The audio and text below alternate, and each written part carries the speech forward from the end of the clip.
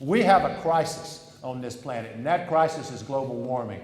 And America has got to show that we can be an example for good, not an example for bad. We're 4% of the world's population, emitting 25% of the world's greenhouse gases. We're a terrible example. We're the worst polluter on the planet. China's catching us, but they're still behind.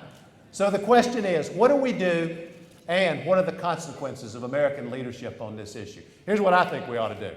I think we ought to cap greenhouse emissions in the United States of America. I think we ought to ratchet that cap down every single year. I think we ought to reduce greenhouse emissions by at least 80% by the year 2050. I think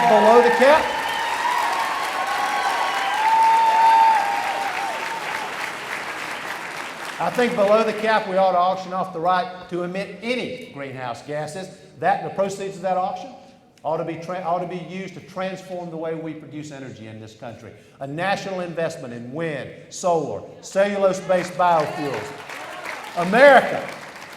America needs to put at least $1 billion in the development and implementation of carbon capture, carbon sequestration technology. And by the way, until and if we do, there should not be another coal-fired power plant built in the United States of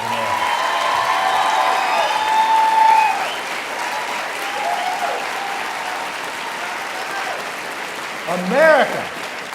America should lead the way by building the most innovative, most fuel-efficient vehicles on the planet with union workers, not having them built somewhere else.